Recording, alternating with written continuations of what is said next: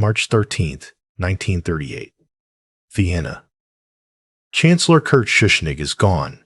Bank clerks open on time. Trams still run.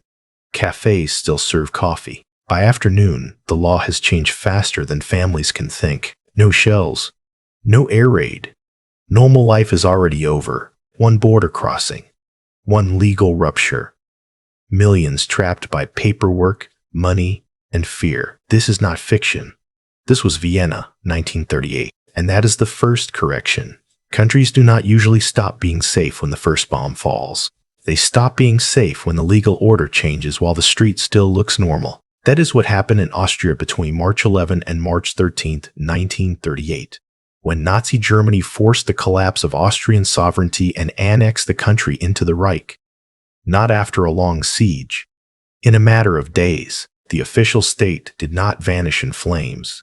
It was absorbed by decree, coercion, and administrative speed. And once that happens, the question is no longer whether your city looks calm. The question is whether your documents still work, whether your savings are still yours, whether your profession still exists by tomorrow morning. Look at Fritz Feldstein in Vienna. For 19 years, he worked at a bank. Then the Anschluss came. He lost his position. By July 5th, 1938, his family was already registering with the U.S. consulate, trying to assemble affidavits to get out. That is the street-level reality most people miss. First, the legal rupture. Then the paperwork queue. Then the clock. Not chaos first, compression first. And that is the thesis of this entire video. When people call a country safe, they usually mean peaceful, rich, orderly, far away, neutral, or well-fed. But the forensic record says something colder. A country is safe only for as long as its systems keep functioning under emergency rules. When they do not, normality can survive on the surface for a few more hours, maybe a few more days, long enough to trap you. Take Britain next, because this is where a lot of viewers make the first bad assumption. Island, navy, empire, farms, safe. But Britain entered the Second World War deeply dependent on seaborne supply. The Ministry of Food had already started planning in the 1930s, and by the summer of 1939, it had printed roughly 50 million ration books before full food rationing even began.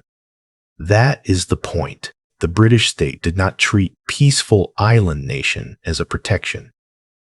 It treated shipping disruption as a mathematical problem that had to be solved in advance. And once you see that, the myth changes. An island is not safe because it is surrounded by water. An island is exposed because everything has to cross it. Food, fuel, field, fertilizer, machine parts, medicines, shipping insurance. The British answer was not optimism. It was administration. Every man, woman, and child got a ration book. Coupons controlled access. Households registered with shops. Distribution was organized before panic buying could fracture the system. And why did they do that? Because merchant shipping was being destroyed faster than peacetime assumptions allowed. By May 1945, more than 20,200 British and Allied merchant ships had been sunk in the Battle of the Atlantic. More than 30,000 men of the British Merchant Navy were lost during the war. That is what supply chain disruption looks like when it stops being a spreadsheet phrase and starts becoming calorie risk for an entire country. So the lesson is not that Britain was fragile in some absolute sense. The lesson is colder. Britain stayed livable because the state moved early enough to ration scarcity before scarcity turned into urban disorder. The visible sign of resilience was not abundance. It was controlled shortage. That is the pattern you need to watch in every so-called safe country. Not whether supermarket shelves look full on a normal Tuesday, whether the government has already built the machinery for the week after shipping breaks. Because if it has not, the water around you is not a moat. It is a dependency. Now compare that with Switzerland, because Switzerland is the country people mention when they want to end the conversation. Neutral, mountainous, rich, organized, safe. But neutrality was never the whole Swiss answer. Concrete was. This is the part most people miss. Switzerland did not trust geography alone. It built continuity into the landscape. The shelter system was developed systematically from the 1960s, and the Cold War legal framework hardened that logic into state practice. Even Swiss civil protection history materials point back to the first federal civil defense law of 1963 as the moment that mentality was codified, and the scale matters. Today, Switzerland says it has about 370,000 private and public shelters and roughly 9 million shelter places. In official language, that is enough for more than 100% coverage of the population. Even though some local gaps remain, the cantons and communes already plan allocations in peacetime, and shelter owners must be able to make shelters operational within 5 days if ordered. That is not symbolism. That is administrative foresight, because a shelter is not just a bunker. It is evidence that the state has already asked the real question. What happens to civilians after warning, after disruption, after panic, after power is centralized, after transport is restricted? Who sleeps where? Who gets assigned where? Who already knows the procedure? That is what resilience looks like in the forensic record. Not a flag, not a reputation, a pre-written answer. And there is a harder implication here. If Switzerland ever has to use that system at scale, life will not look normal. It will look managed, assigned, directed. The same structure that protects continuity also compresses choice. You are not improvising your own exit route in that model. You are entering a pre-built national script. So yes, Switzerland is safer than most countries on one very specific dimension, not because it is neutral, because it planned for the failure of neutrality. That is the distinction. A peaceful country can still be fragile if peace is the only thing its system knows how to process. Switzerland's advantage is not innocence. It is institutional memory. It spent decades assuming that emergency government might one day be necessary, and then built the concrete legal authority and local allocation machinery before the crisis arrived. And once you understand that, New Zealand and Iceland start to look very different, because abundance is not the same as continuity, and remoteness is not the same as resilience. Now take New Zealand and Iceland together, because these are the countries people reach for when they want an escape fantasy. Remote, productive, orderly, safe.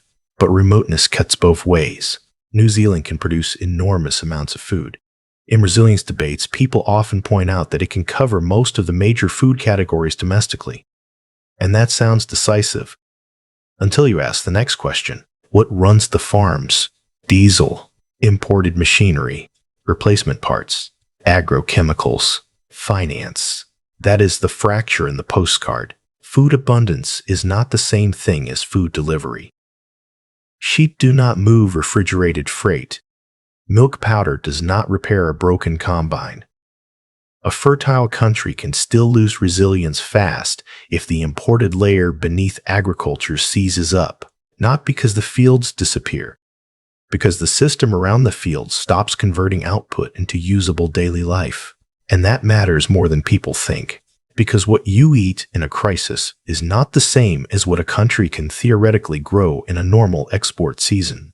It is what can't be harvested, processed, packaged, transported, paid for, and sold while fuel is tight and spare parts are late. That is why food-rich can still become function-poor. Iceland shows the same pattern from a different angle. On paper, Iceland looks extraordinary.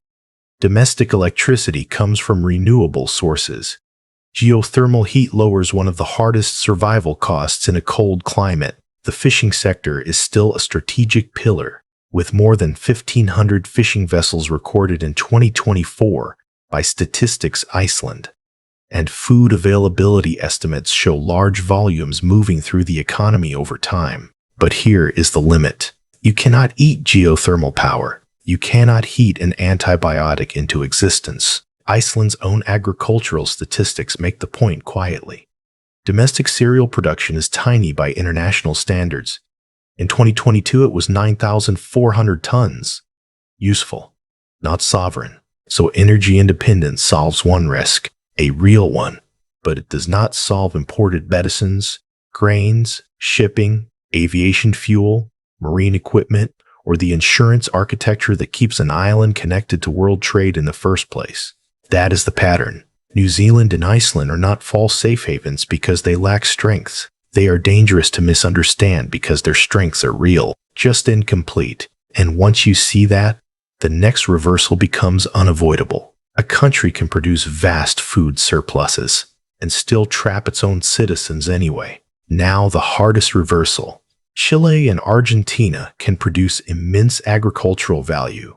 Chile is a net exporter of agricultural and agro-food products, and in 2023, the OECD says it ran an agro-food trade surplus of USD $74 billion. Argentina remains one of the world's major agricultural powers, with farming and livestock playing a strategic role across land use, employment, and export earnings. So by the shallow version of the safe country thesis, that should settle it. Food producer, exporter, Southern Hemisphere, safe. But Argentina's 2001-2002 collapse is the case that breaks that illusion cleanly. Because a country can grow food and still trap you through money, law, and banking. In December 2001, as capital flight intensified and deposits ran out of the system, the government imposed the Corralito, a partial freeze that limited cash withdrawals from bank accounts to 250 pesos or dollars per week. The IMF's crisis documentation is explicit on both points. Around $16 billion had already left the banking system during 2001, and the controls were imposed to stop the run. That is the forensic lesson. You can live in a food-exporting country and still lose access to your own purchasing power. Not because the wheat vanished, because the banking system closed around you, and then the political layer broke too. President Fernando de la Rúa fell in December 2001. Argentina defaulted on its sovereign debt at the end of that month. In January 2002, the country abandoned convertibility, and the banking crisis deepened into forced specification, devaluation, and a collapse in trust. By the end of 2002, the IMF says the economy had contracted by about 20% from the start of the recession in 1998. So food is not freedom. That is the point. A surplus on paper does not protect you from a state that changes the rules of money. Withdrawals, contracts, and convertibility under pressure. And that brings us to the present. Because in countries people still call safe, the first warning sign is often the same as it was in Vienna. Not invasion, administrative compression. So bring the pattern forward. In Switzerland, the modern warning signs did not arrive as invasion. In March 2020, the Federal Council declared an extraordinary situation under the Epidemics Act, tightened border controls with Germany, Austria, and France, closed large parts of public life, and mobilized the army for hospitals, logistics, and security. The country remained orderly. But order was now being produced through emergency powers. That is the distinction this video has been building toward. A peaceful country is not the same thing as a crisis-proof country. The Global Peace Index measures peacefulness. Useful, but that is not the same as testing a state's wartime governance record, import fragility, shelter coverage, rationing capacity, or ability to keep civilians functioning under compressed emergency rules. And that is why the phrase safe country is so often misleading. Vienna looked normal until the law moved. Britain survived by rationing shortage. Switzerland built continuity in concrete. New Zealand and Iceland show that abundance and energy are only partial shields. Argentina proved that food surplus does not save you when money, banks, and contracts fail first. So the real question is not where you would rather live in peacetime. It is which record you trust when normal life ends, the reputation of the country, or the emergency behavior of the system. Because when pressure comes, you do not live inside a map. You live inside procedures. Choose accordingly.